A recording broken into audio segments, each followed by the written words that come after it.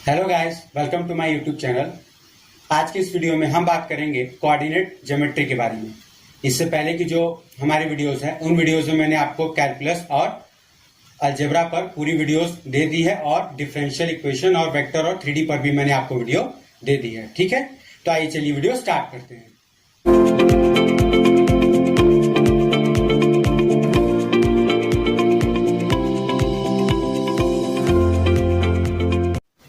देखिए, इस वीडियो में हम बेसिकली उन टॉपिक्स पर बात करेंगे जो कि आपके कॉम्पिटिटिव एग्जाम में जिन पर बेस्ड हमारे पास क्वेश्चंस आते हैं, और जो टॉपिक्स इजी होते हैं वो आपको पहले से मालूम होंगे, इसलिए हम उन टॉपिक्स पर ज़्यादा बात नहीं करेंगे। तो सबसे पहले हमारे पास डिस्टेंस फॉर्मूला आता है जो कि आपको मालूम ही होगा। हमारे पास सेक्शन फॉर्मूला आता है जिसमें कि आपके पास दो डिवीजन हो जाते हैं, एक इंटरनल होता है, दूसरा एक्सटर्नल होता है, वो भी आपको पता होगा। मेन हम बात कर लेते हैं जो सबसे पहला हमारे पास पॉइंट होता है, जिस पॉइंट पर बेस्ड हमारे पास कॉम्पिटिटिव एग्जाम में क्वेश्चन आते हैं, वो होता है कि हमारे पास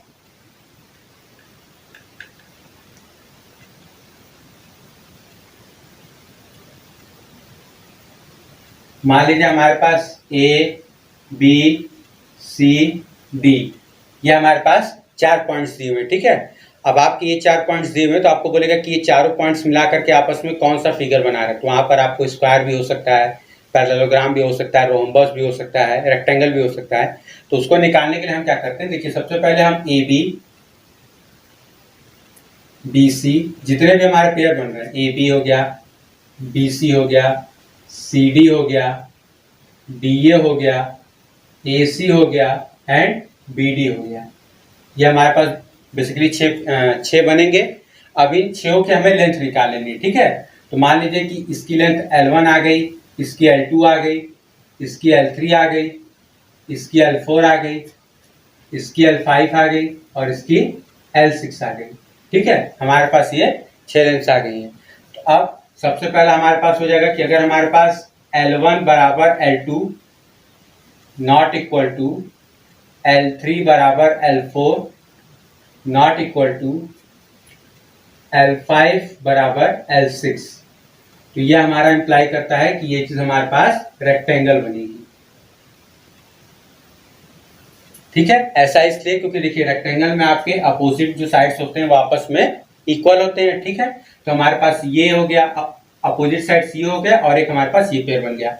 अब आपको ये पता है कि रेक्टेंगल्स में अपोजिट साइड्स बराबर होने के साथ साथ हमारे जो उसके डायगोनल्स होते हैं वो भी आपस में बराबर होते हैं, तो हमारे पास ये डायगोनल का पेयर हो गया। ठीक है, तो अगर हमारे पास 3 पेयर्स बन जाते हैं जिनमें कि हर दो मतलब कि 3 पेयर्स में हर एक की वैल्यू एक दूसरे के बराबर है, ठीक है, तो ये हमारा रेक्टेंगल रिप्रेजेंट करेगा। दूसरा हमारे पास आ जाता है केस कि अगर मान लीजिए हमारे पास L1 बराबर L2 है नॉट इक्वल टू हमारे पास L3 बराबर L4 है नॉट इक्वल टू हमारे पास अब L5 और L6 आपस में बराबर नहीं है।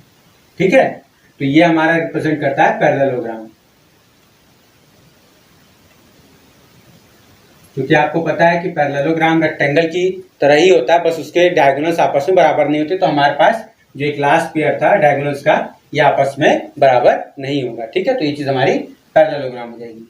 तीसरा, अगर हमारे पास L1 बराबर L2 बराबर L3 बराबर L4 है और ये नॉट इक्वल टू है L5 और L6 आपस में बराबर हैं, तो ये हमारा रिप्रेजेंट करता है स्क्वायर को।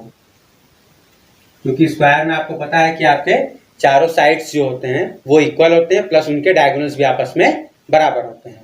तो हमारा ये चारों साइड्स का एक ये पेयर बन गया और डायगोनल्स का हमारे पास एक ये पेयर बन गया। अब उसके बाद चौथा हमारे पास अगर मान लिया आ जाता है कि L1 बराबर L2 बराबर L3 बराबर L4 और ये नॉट इक्वल टू हो गया हमारे पास L5 और L6 भी आपस में बराबर नहीं है, तो हमारा ये प्रेजेंट करेगा रोम्बस को। ठीक है, तो जब भी आपके पास इस तरह का क्वेश्चन आता है तो सबसे पहले आप हर कॉम्बिनेशन का लेंथ निकाल लीजिए और फिर आप इस जो फॉर्मूला मैंने आपको बताया इस फॉर्मूले से आप चेक करके ये बता सकते हैं कि हमारे पास वो दिया हुआ फिगर क्या रिप्रेजेंट कर रहा है। ठीक है, देखिए अब हमारे पास है क्वेश्चन कह रहा है कि हमारे पास 4 पॉइंट्स दिया हुआ है हमें A B C D और कह रहा है कि ये हमारे पास क्या फॉर्म करेगा। ठीक है, हमें ये बताना है। तो सबसे पहले मैंने आपको जो मेथड बताया था हम वही यूज करेंगे। सबसे पहले हम इसकी जितने भी हमारे पास 6 लेंथ बनते हैं, ठीक है, 6 लेंथ, उन पूरे की हम वैल्यू निकाल लेते हैं। तो सबसे पहले हम ए बी निकालेंगे। तो हमारे पास ए बी की वैल्यू हो जाएगी √7 - -1 8 का स्क्वायर 64 प्लस 6 का स्क्वायर 36, बाहर आ जाएगा, ये वैल्यू हो जाएगी आपकी 10। हम ए सी निकाल लेते हैं। तो ए सी की वैल्यू हमारे पास हो जाएगी 3 - -1 दैट इज रूट में 4 का स्क्वायर 16 प्लस 4। तो हमारे पास ये वैल्यू आ जाएगी 2√5। ए बी ए सी हो गया। अब हम ए डी निकाल लेते हैं, ठीक है। तो ए डी हमारे पास हो जाएगा 3 - -1, तो आपके पास ये हो जाएगा 4 का स्क्वायर 16 प्लस 8 का स्क्वायर 64, तो दैट इज हमारे पास ये आ जाएगा 4√5, ठीक है। अब उसके बाद A B A C A D हमने निकाल लिया। अब हम बी सी निकाल लेते हैं। तो हमारे पास बी सी हो जाएगा 3 - 7 दैट इज -4 - 4 का स्क्वायर 16 प्लस -2 - 6 -8 का स्क्वायर 64, तो हमारे पास ये हो जाएगा अगेन 4√5। अब हमारे पास बी सी आ गया। अब हम सी डी निकाल लेते हैं, ठीक है। तो सी डी हमारे पास हो जाएगा इसमें से 3 में से 3 जाएगा तो आपका 0 हो जाएगा, प्लस 8 -2 यानी 10 का स्क्वायर, तो दैट इज इक्वल टू 10। अब हम बी डी निकाल लेते हैं। तो हमारे पास बी डी हो जाएगा 3 - 7, तो दैट इज -4 का स्क्वायर 16 प्लस 8 - 6 दैट इज हमारे पास हो जाएगा 2 का स्क्वायर यानी 4, तो दैट इज इक्वल टू 2√5। अब देखिए, हमने आपको बताया था कि अगर हमारे पास 3 पेयर्स आपस में बराबर मिल जाते हैं, ठीक है, और उन तीनों की वैल्यूज आपस में बराबर नहीं होती है, ठीक है, तो हमने बताया था कि ये आपको रेक्टेंगल रिप्रेजेंट करता है। तो देखिए यहाँ पर आपका 2√5 एक पेयर बन गया, 10 और 10 का आपका एक पेयर बन गया, और 4√5 और 4√5 का आपके पास एक पेयर बन गया। तो ये हमारा बेसिकली क्या होगा, रेक्टेंगल रिप्रेजेंट करेगा,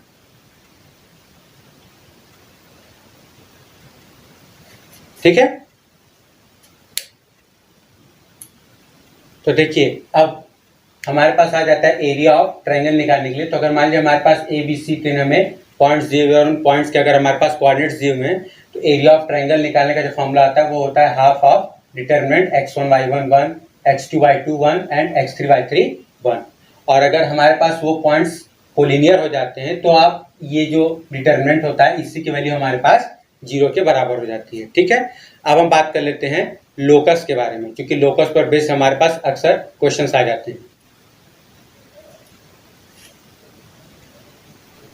देखिए अब हम बात कर लेते हैं लोकस के बारे में। तो देखिए लोकस बेसिकली अगर मैं आपको बताऊं तो उस पॉइंट के ट्रेसिंग को बताया जाता है जो कि किसी पर्टिकुलर गिवन कंडीशन को फॉलो करता है, और उसी पर हमें वैल्यूज रख करके हमें निकालना होता है कि हमारा जो पॉइंट है वो कौन से पाथ को फॉलो कर रहा है, ठीक है। तो सबसे पहले जो इसका आपका एल्गोरिथम होता है, मतलब लोकस निकालने का जो प्रोसेस होता है वो ये होता है कि सबसे पहले तो आप जो भी आपको अननोन दिया हुआ है आप उसका सबसे पहले कोऑर्डिनेट एच और के मान लो, क्योंकि यहाँ पर 2 डायमेंशन का केस है। तो सबसे पहले आप कोऑर्डिनेट एच और के मान लेंगे, और जो गिवन कंडीशन होती है उस कंडीशन पर हम उस पॉइंट को उस चीज़ को अप्लाई करेंगे। अप्लाई करने के बाद अगर हमारे पास कोई कांस्टेंट है तो हम हमारे पास जो भी इक्वेशंस दी रहेगी उससे हम उन कांस्टेंट की वैल्यूज निकाल लेंगे या उन कांस्टेंट को हटा देंगे। उसके बाद हमारा जो बचता है एच और के फॉर्म में, उसमें हम एच की जगह पर एक्स और वाई के की जगह पर वाई को रिप्लेस कर देते हैं, ठीक है। जैसा कि मैं आपको अभी एक क्वेश्चन में समझा देता हूँ।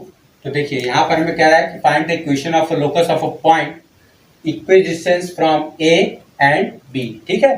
तो कह रहा है कि हमारे पास कोई एक पॉइंट है जो कि ए से और बी से ए बराबर दूरी पर है, तो हमें उस पॉइंट का लोकस निकालना है। तो देखिए सॉल्यूशन हम क्या करेंगे, सबसे पहले हमने बताया कि जिसका लोकस निकालना है तो उसको मान लेते हैं लेट पी वो पॉइंट है, और उसका हमने बताया कि आप कोऑर्डिनेट एच और के मान लीजिए, ठीक है। पहली चीज एच और के हमने कोऑर्डिनेट मान लिया। अब दूसरा हम क्या करेंगे कि कंडीशन जो भी हमें दी हुई है उस कंडीशन को हम पहले लिखेंगे। तो हमारे पास कह रहा है कि वो पॉइंट पी इन दोनों से इक्वी डिस्टेंस है, यानी दिस इंप्लाइज दैट कि हमारे पास पी ए बराबर पी बी है, ठीक है। मतलब पी से ए की दूरी और पी से बी की दूरी बराबर, यही हमें कह रहा है क्वेश्चन में। तो अगर पी ए बराबर पी बी है तो हमारे पास पी ए स्क्वायर बराबर पी बी स्क्वायर भी होगा, ठीक है, क्योंकि आपस में बराबर है। अब यही हम यहाँ पर कंडीशन रख देते हैं, तो पी ए स्क्वायर, तो डिस्टेंस बिटवीन टू पॉइंट्स का फॉर्मूला लगाएंगे तो हमारे पास हो जाएगा h माइनस 1 का whole square plus k minus 3 का whole square is equal to हमारे पास हो जाएगा h प्लस 2 का होल स्क्वायर, क्योंकि यहाँ पर ऑलरेडी -2 है तो माइनस माइनस प्लस हो जाएगा, प्लस k माइनस 1 का होल स्क्वायर। तो हमारे पास ये अप्लाई करेगा, ये हो जाएगा हमारे पास h square plus 1 minus 2h plus k square plus 9 minus 6k is equal to h square plus 4 plus 4h plus k square plus 1 minus 2k। अब देखिए h स्क्वायर से आपका h स्क्वायर ये कैंसिल हो जाएगा, ये k स्क्वायर से आपका ये k स्क्वायर कैंसिल हो जाएगा। अब हम सॉल्व कर लेते हैं और यहाँ पर आपका ये चीज़ 1 है और ये 1 आपका कैंसिल हो जाएगा, तो हमारे पास यहाँ बच जाएगा -2h minus 6k plus 9 is equal to 4h minus 2k plus 4। अब इन सबों को हम एक तरफ सॉल्व कर लेते हैं, तो हमारे पास ये -2 इस तरफ आकर के +2 हो जाएगा, तो 4 + 2 हमारे पास हो जाएगा 6h, ये हमारे पास -6k इस साइड आके +6k हो जाएगा, तो 6k में से 2k जाएगा तो +4k, और उसके बाद हमारे पास ये 9 है, इस साइड आकर के ये हमारा -9 हो जाएगा, तो 4 - 9 that is -5 is equal to 0। अब मैंने आपको बताया था कि जब हमारे पास इस फॉर्म में आ जाए कि हमारा केवल h और k का फॉर्म बचा हो और नंबर्स हमारे पास हो, तो हम क्या करेंगे, h की जगह पर x एंड k की जगह पर y को रिप्लेस कर देंगे, ठीक है, मतलब जहां h है वहां पे x, जहां k है वहां पर y, जहां पर हमारे पास हो जाएगा 6x plus 4y minus 5 is equal to 0, ठीक है, ये हमारा इस गिवन कंडीशन का लोकस हो जाएगा, ठीक है। देखिए अब हम बात कर लेते हैं रोटेशन ऑफ एक्सिस के बारे में। शिफ्टिंग ऑफ ओरिजिन पर बेस्ड जो चीज़ें होती हैं वो थोड़ी सी इजी होती हैं, आप उसको आराम से सॉल्व कर लेते हैं। रोटेशन ऑफ एक्सिस में अक्सर आप लोगों को प्रॉब्लम आती है, तो देखिए इसका मैंने डेरिवेशन तो आपको जो कोऑर्डिनेट ज्योमेट्री का प्लेलिस्ट मैंने बनाया, अभी वो कंप्लीट तो नहीं है, लेकिन वहाँ पर मैंने आपको रोटेशन ऑफ एक्सिस का पूरा प्रूफ दिया हुआ है कि अभी मैं जो चीज़ें लिखूंगा वो कैसे आती है, वहाँ पर मैंने पूरा डिराइव किया हुआ है। यहाँ पर मैं आपको शॉर्ट में ये बताऊंगा कि इसको याद कैसे करते हैं, ठीक है। तो सबसे पहले मान लीजिए कि हमारे पास कोई एक था एक्सिस, ठीक है, और इसको हमने थीटा डिग्री रोटेट कर दिया, तो हमारे पास कोई एक पॉइंट P था जो कि पहले इस एक्सिस के रिस्पेक्ट में स्मॉल x और स्मॉल y इसका कोऑर्डिनेट था। अब जब हमने रोटेट किया इसको थीटा एंगल पर, तो अब इस नए एक्सिस के रिस्पेक्ट में इस पॉइंट P की वैल्यू कितनी होगी उसको निकालने के लिए हम क्या करते हैं, हमारे पास फॉर्मूला होता है कि x इज इक्वल टू, देखिए जो नया एक्सिस बनता है अगर हम इसको कैपिटल X मान लें, ठीक है, कि नए जो हमारा एक्सिस बना है ये चीज, इसमें हमारा x वाला जो है वो कैपिटल X है और y वाला जो है वो कैपिटल Y से रिप्रेजेंट हो रहा है, तो हमारे पास जब भी हम ये जो है ये स्मॉल x ओरिजिनल वाला x है, ठीक है, ये वाला x है, तो ये स्मॉल x बराबर हमारे पास होता है जो न्यू x है उसका कॉस थीटा, ठीक है। ये आप ध्यान रखेंगे कि जिस एक्सिस की हम बात करेंगे उसी एक्सिस के साथ कॉस थीटा हमारा जुड़ा होगा, चाहे वो x एक्सिस हो चाहे y एक्सिस हो। तो हमारे पास x बराबर x कॉस थीटा, और जब भी x एक्सिस निकालेंगे तो माइनस y साइन थीटा, ठीक है, और हमारे पास small y is equal to हो जाएगा, मैंने आपको बताया था कि जो एक्सिस निकालेंगे उसका कॉस कंपोनेंट उसी के साथ होगा, तो हमारे पास हो जाएगा y cos theta plus x sine theta.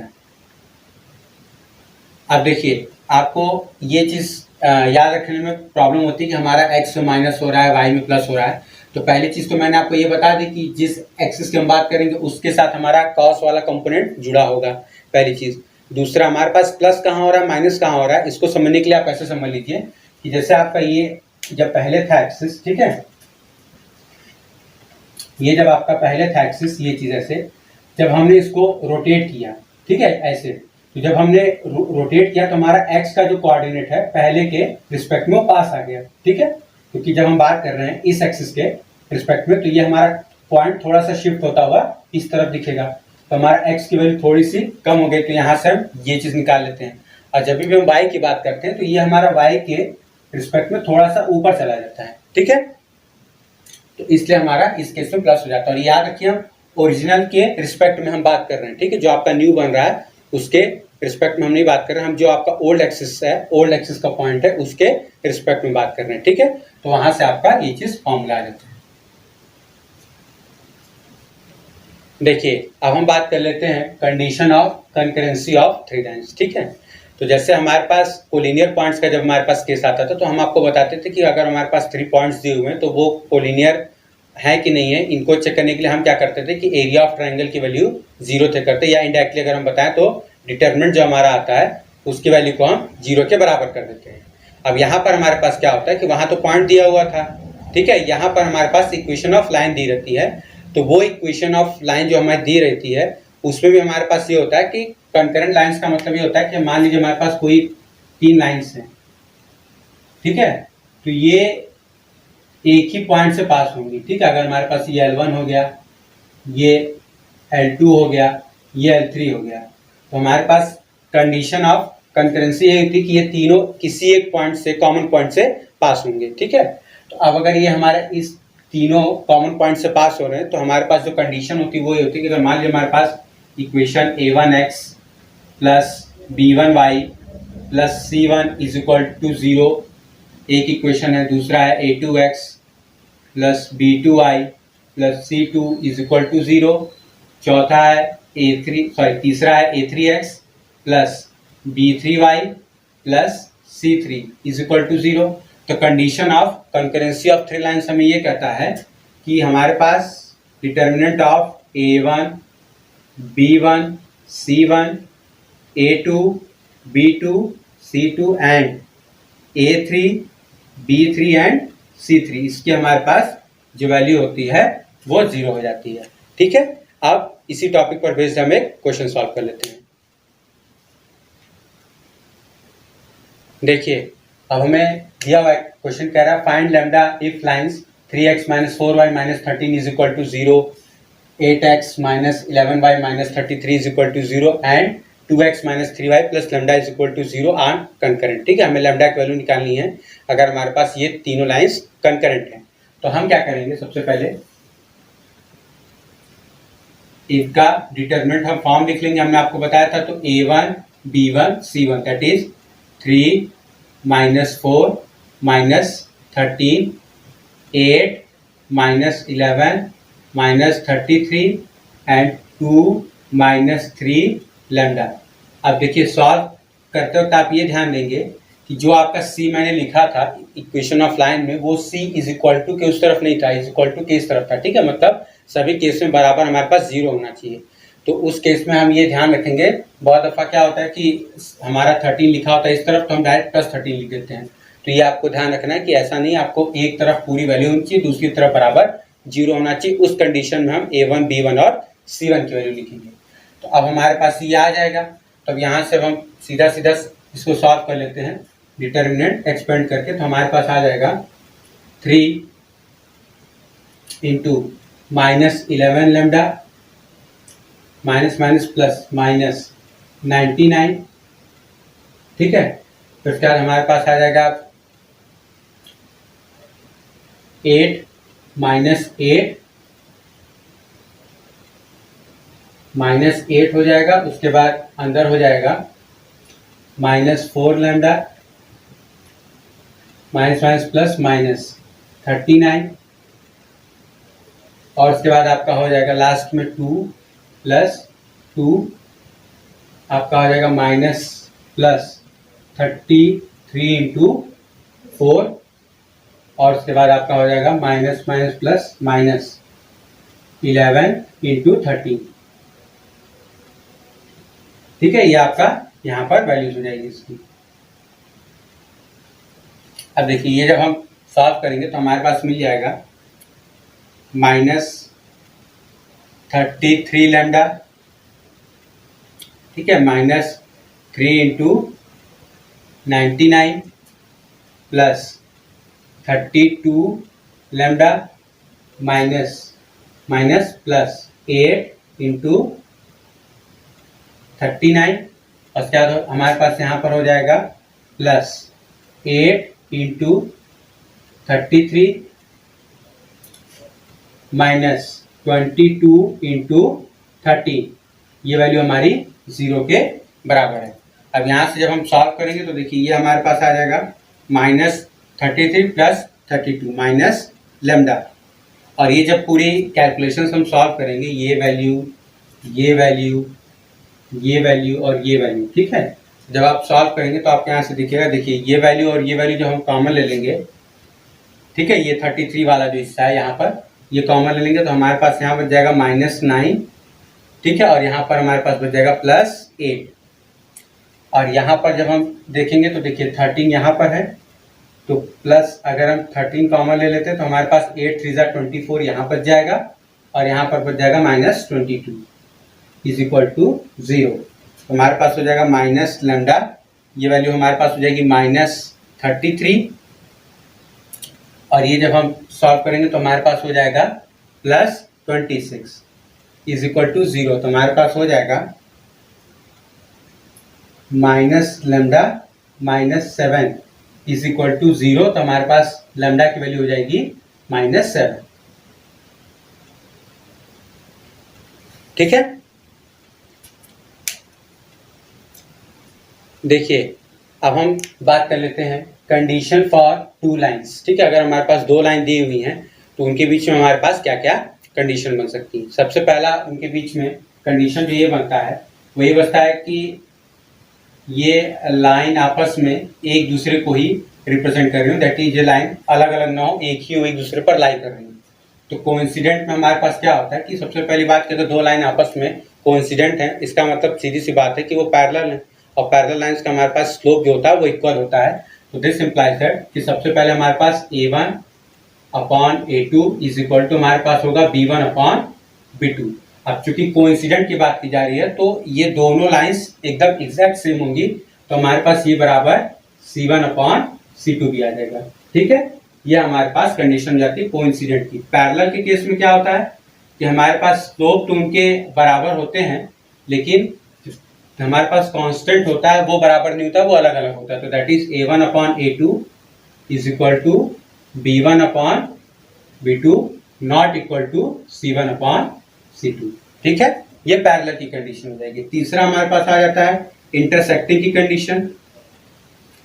तो देखिए हमारे पास कोई भी लाइन आपस में एक दूसरे को कट तभी करती हैं जब वो एक दूसरे के पैरेलल ना हो, ठीक है। 2D के केस में बात कर रहे हैं, 3D के केस में ऐसा नहीं होता। 2D के केस में अगर एक दूसरे को कट कर रही है तो वो आपस में पैरेलल नहीं हो सकती, और अगर पैरेलल नहीं होंगे तो उनका स्लोप आपस में बराबर नहीं होगा। तो that is A1 upon A2 not equal to होगा B1 अपॉन B2, ठीक है। चौथा, अगर लाइन्स आर परपेंडिकुलर, ठीक है, अगर वो एक दूसरे को परपेंडिकुलरली कट कर रही है, तो परपेंडिकुलर अगर होंगी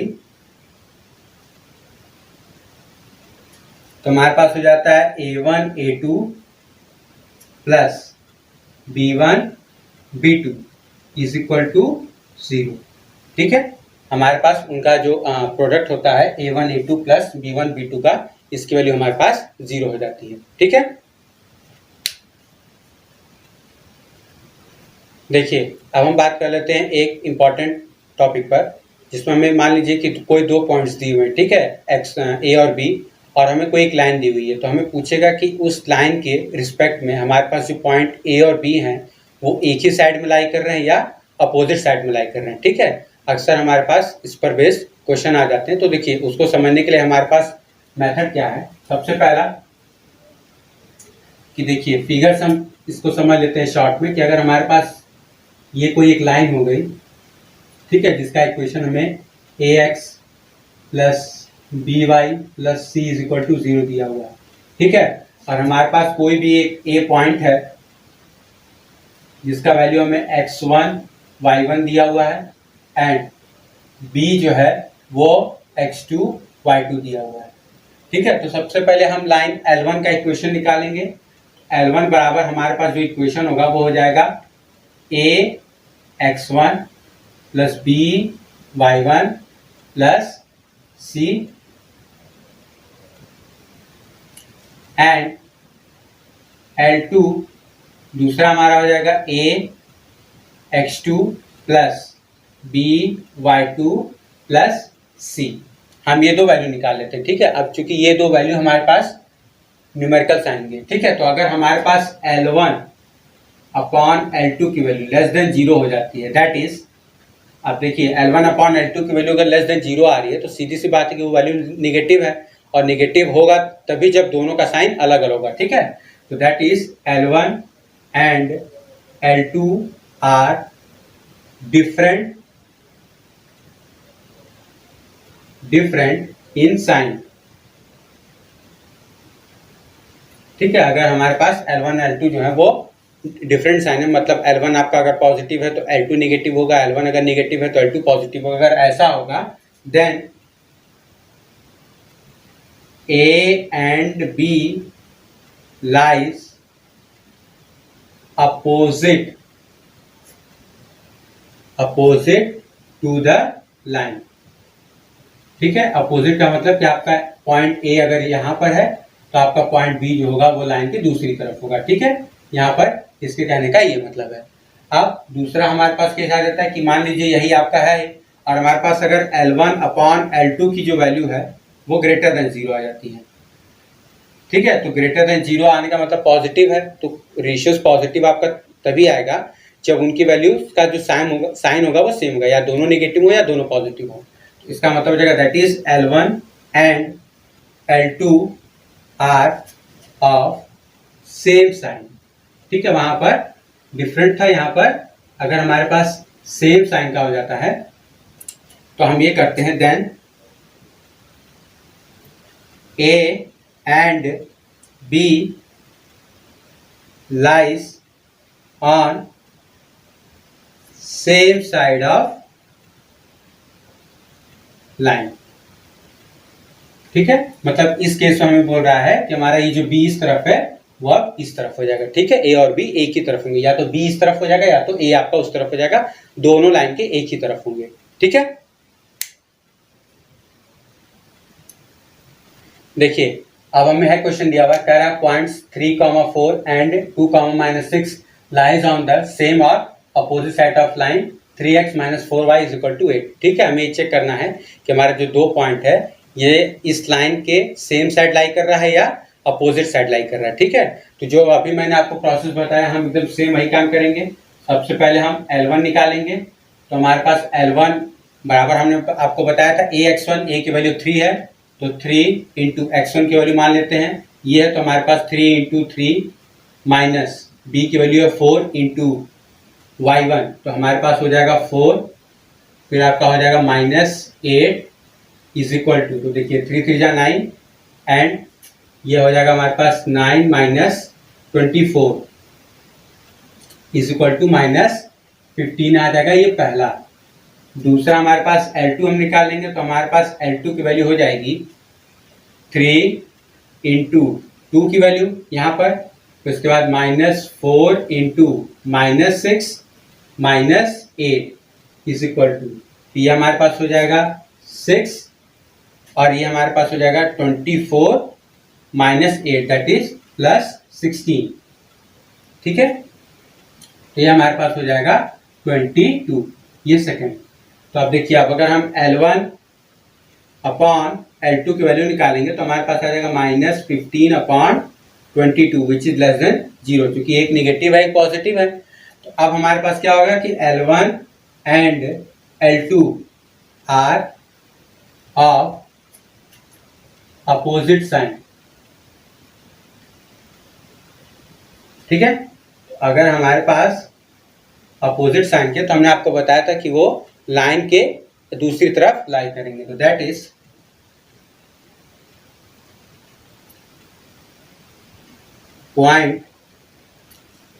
points lie on opposite side of line. ठीक है, ये हमारा आंसर हो जाएगा। देखिए अब हम बात कर लेते हैं एक इक्वेशन ऑफ लाइन की वैल्यू निकालने के लिए, जो कि अक्सर हमारे पास कॉम्पिटिटिव एग्जाम में आ जाता है क्वेश्चन। उसमें कहता हमसे ये है कि मान लीजिए हमारे पास कोई एक लाइन है, ठीक है, लाइन है y is equal to M X plus C. अब कहता है कि उस लाइन का इक्वेशन निकालिए जो इस लाइन के साथ अल्फा का एंगल बना रही है और किसी पॉइंट x1 y1 से पास हो रही है। ठीक है, तो हमें इक्वेशन ऑफ लाइन निकालना है, इक्वेशन ऑफ लाइन निकालना है जो कि x1 y1 से पास हो रही है and making alpha angle with line y is equal to M X plus C. यानी इस लाइन के साथ अगर अल्फा एंगल बना रही है तो उस केस में हमारे पास उस लाइन के इक्वेशन निकालने का फॉर्मूला रहता है y माइनस y1, क्योंकि एक पॉइंट से पास हो रहा है आपका, ठीक है, इज इक्वल टू। अब बात आता है कि ये जो हमारी लाइन पास हो रही है जो कि इस लाइन से अल्फा एंगल बना रही है, उसका स्लोप कितना होगा। ठीक है, तो उन दोनों के बीच का एंगल अल्फा है, तो अब टू लाइन्स के बीच का एंगल का जो फॉर्मूला होता है वहां से हम ये चीज निकाल करके लाते हैं। तो हमारे पास हो जाता है m, जो इस लाइन का स्लोप है, plus minus tan alpha upon 1 plus minus tan alpha into x minus x1। अब यहाँ पर ये जो पूरी वैल्यू है आपका, ये उस नई लाइन के स्लोप की तरह एक्ट करेगा, जहां पर आपको अल्फा दिया रहता है, m की वैल्यू आपको दी रहती है, तो आप उस लाइन का इक्वेशन निकाल लेते हैं। ठीक है, देखिए अब हम बात कर लेते हैं equation of bisectors of angle between two lines. ठीक है, इन दो लाइंस के बीच में हमारा जो एंगल बन रहा है उस एंगल को जो बाइसेक्ट करता है उस लाइन का हमें इक्वेशन निकालना है। तो बेसिकली देखिए वो हमारे पास दो लाइंस होती हैं, एक जो उनके एक्यूट एंगल को बाइसेक्ट करता है, दूसरा हमारे पास जो उनके ऑब्ट्यूस एंगल को बाइसेक्ट करता है। ठीक है, तो हमारे उस केस में हमारे पास बेसिकली हम दो लाइंस का इक्वेशन निकालते हैं। तो जो हमारे पास उसका सोल्यूशन होता है वो होता है a1x plus b1y plus c1 upon root में इसका magnitude that is a1 square plus b1 square is equal two plus minus 2, क्योंकि एक आपका एक्यूट होता है एक ऑब्ट्यूस होता है, plus minus a2x plus b2y plus c2 upon root over a1 square plus a2 square plus b2 square. ठीक है, आपका ये दो हो जाता है। अब इसके बाद आपको प्रॉब्लम इसमें क्या आती है कि कभी कभार आपसे पूछ देता है कि उस लाइन का इक्वेशन निकालिए जो कि इन दो गिवन लाइंस के बीच के एंगल को बाइसेक्ट कर रहा है पर वो ऑब्ट्यूस हो। ठीक है, ऑब्ट्यूस वाले पार्ट को बाइसेक्ट कर रहा हो, उस लाइन का हमें इक्वेशन निकालना होता है। तो उसके लिए हमारे पास एक पहले एल्गोरिथम, एक मेथड है जो कि पहले मैं आपको बता देता हूं, फिर उस पर बेस्ड हम क्वेश्चन सॉल्व कर लेते हैं। ठीक है, देखिए हमारे पास जो मेथड है वो मैं अब आपको समझा देता हूं कि अगर मान लीजिए हमारे पास ये दो लाइन दी हुई हैं, a1x plus b1y plus c1 is equal to 0 and a2x plus b2y plus c2 is equal to 0। ठीक है, ये दो लाइंस है। अब इनके बीच में एंगल बाइसेक्टर, जो इनके बीच में एंगल बन रहा है, उनके बाइसेक्टर के बारे में अगर हम बात करें तो सबसे पहले हम क्या ध्यान देंगे कि हमारे पास ये जो c1 और c2 है इनकी वैल्यू हमारे पास पॉजिटिव होनी चाहिए। अगर पॉजिटिव नहीं है तो हम उसको ट्रांसफर करेंगे, चाहे जैसे हमें c1 और c2 को पॉजिटिव बनाना होगा। पहली चीज, सबसे पहला ये जरूरी होता है कि हमारे पास c1 और c2 दोनों पॉजिटिव होने चाहिए। अब हमारे पास c1 और c2 पॉजिटिव होने के बाद अगर दोनों लाइंस के x वाले का जो कोफिशिएंट है उनका प्रोडक्ट प्लस जो y वाले का आपके पास कोफिशिएंट है उसका प्रोडक्ट अगर हमारे पास ग्रेटर देन 0 आ जाता है, ठीक है, तो उस कंडीशन में हमारे पास क्या होगा कि जो हमने आपको बताया था कि प्लस माइनस 2 लिखते हैं, तो जो प्लस वाला हिस्सा होगा वो आपका ऑब्ट्यूस जो लाइन, मतलब ऑब्ट्यूस एंगल को जो बाइसेक्ट कर रहा होगा उस लाइन के इक्वेशन को दिखाएगा, और जो माइनस वाला होगा वो एक्यूट वाले पार्ट को जो बाइसेक्ट कर रहा होगा उस लाइन का इक्वेशन दिखाएगा। ठीक है, कब? जब हमारे पास c1 c2 दोनों पॉजिटिव है और a1 a2 plus b1 b2 भी का जो प्रोडक्ट का सम है वो वैल्यू भी हमारी ग्रेटर देन 0 है। अब दूसरा केस हमारे पास बनता है कि ये तो पॉजिटिव है ही, क्योंकि ये हमारा फिक्स है कि C1 और C2 की वैल्यू पॉजिटिव होनी ही चाहिए। दूसरा, अब अगर ये वैल्यू ग्रेटर देन 0 है तो लेस देन भी 0 हो सकती है। तो जब लेस देन 0 होगा तो हमारे पास ठीक उल्टा केस हो जाएगा। तो जो पहले केस में हमारा प्लस वाला ऑब्ट्यूज को रिप्रेजेंट कर रहा था, वो दूसरे केस में एक्यूट को रिप्रेजेंट करेगा। ठीक है, इसको जब हमारा ये चीज लेस देन 0 हो जाएगा, और जो पहले एक्यूट को रिप्रेजेंट था कर रहा है, दूसरे केस में हमारा वो ऑब्ट्यूज को रिप्रेजेंट करने लगेगा। ठीक है, अब इस टॉपिक पर बेस्ड हम आपको एक क्वेश्चन सॉल्व करा देते हैं। अब देखिए हमारे पास बोल रहा है question, find the equation of obtuse angle bisector of lines this and this. ठीक है, हमारे पास ये दो लाइंस दी हुई हैं और इन दो लाइंस के बीच में ऑब्ट्यूज एंगल बाइसेक्टर जो होता है उस हमें लाइन का इक्वेशन निकालना है।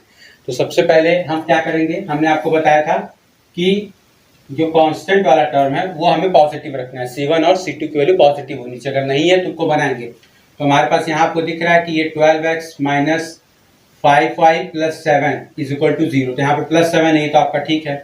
अब यहाँ पे आपको दिख रहा है कि ये चीज -1 है, तो -1 है तो उस साइड भेजेंगे तो हमारे पास +1 हो जाएगा। तो उस साइड भेजेंगे तो हमारे पास ये हो जाएगा 4x minus 3y plus 1 is equal to 0।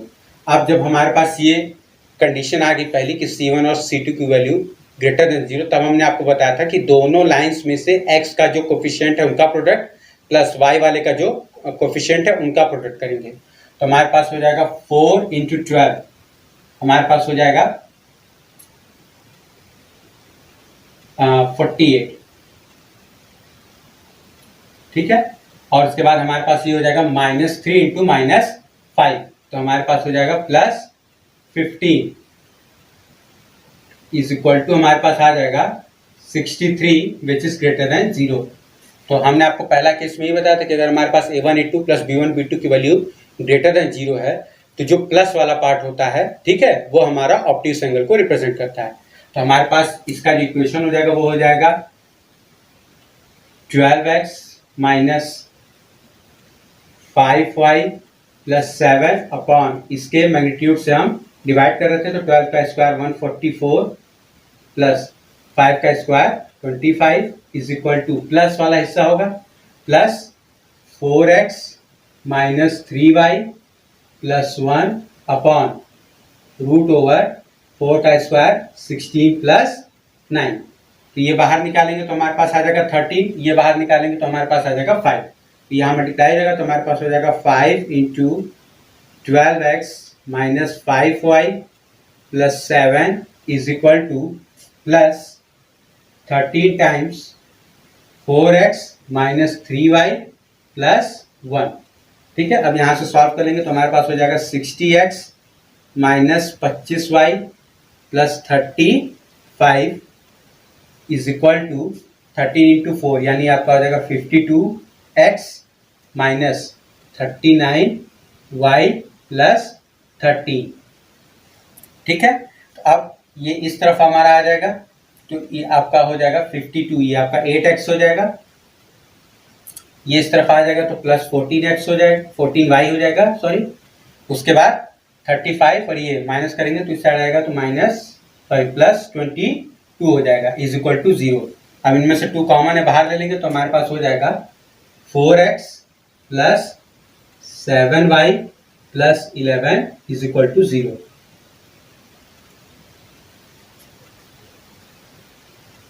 ये हमारे पास इसका आंसर हो जाएगा। ठीक है, अब अगर आपके पास जब भी अगर एक्यूट का केस हमें बोला होता तो यहीं पर हम माइनस ले लेते हैं। ठीक है, अब देखिए हमारे पास एक लास्ट में बहुत ही छोटा सा टॉपिक है जिसको बेस्ड आपके ऊपर अक्सर क्वेश्चंस आ जाते हैं और बहुत ही इजी होते हैं, लेकिन अक्सर आप लोग छोड़ देते हैं एग्जाम में। वो होता है circum centre, ortho centre and centroid पर बेस्ड। तो इसमें हमारा एक रिलेशन होता है, वो मैं आपको बता देता हूँ, जो कि आप जनरली उसी पर बेस्ड हमारे पास आते हैं क्वेश्चन कि अगर मान लीजिए हमारे पास सर्कम सेंटर,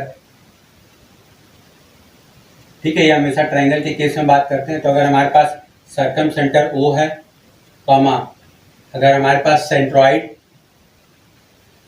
G है, एंड अगर हमारे पास ऑर्थो सेंटर जो है वो अगर O डैश है, ठीक है, तो हमारे पास पहला पॉइंट इसमें ये होता है कि दे आर कोलिनियर,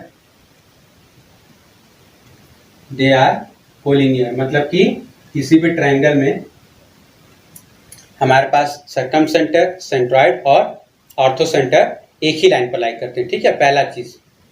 दूसरा, हमारे पास जो रेशियो होता है, ठीक है, O dash G is to O G, ठीक है, मतलब कि ऑर्थो सेंटर से लेकर के सेंट्रॉइड इज टू आपका सर्कम सेंटर से सेंट्रॉइड का जो रेशियो होता है वो 2:1 का रेशियो होता है, ठीक है। तो अक्सर आपके पास इसी पर बेस्ड क्वेश्चन आ जाते हैं, आपको सर्कम सेंटर और सेंट्रॉइड की वैल्यू दे देता है और आपसे पूछ देता है कि उसका ऑर्थो सेंटर क्या होगा। तो अगर आपको ये रिलेशन मालूम रहेगा तो आप वहां पर इजीली सॉल्व कर लेंगे, ठीक है। तो ये बेसिकली आपके दो इंपॉर्टेंट रिलेशंस हैं। तो देखिए आज के वीडियो में इतना ही। आज के वीडियो में बेसिकली मैंने आपको कोऑर्डिनेट ज्योमेट्री में जो एक लेंदी पार्ट होता है बेसिकली आप बोल लीजिए, और जिस पर बेस आपके पास ज़्यादातर क्वेश्चन आते हैं कॉम्पिटिटिव एग्जाम में, उसको मैंने कंप्लीट है कर दिया। और जितने भी टॉपिक्स पर बेस्ड हमारे पास कॉम्पिटिटिव एग्जाम में आते हैं क्वेश्चंस, वो सभी टॉपिक्स मैंने आपको बता दिया और जहाँ जरूरी था वहाँ पर मैंने आपको उसका एग्जाम्पल भी बता दिया। अगर आपको वीडियो अच्छी लगी हो तो प्लीज़ वीडियो को लाइक करिए, शेयर करिए और मेरे चैनल को सब्सक्राइब कर लीजिए। साथ ही साथ बेल आइकन भी प्रेस कर दीजिएगा ताकि मेरे चैनल पर आने वाली वीडियोस की नोटिफिकेशन आपको मिल जाए। तो मिलते हैं नेक्स्ट वीडियो में, तब तक के लिए थैंक यू।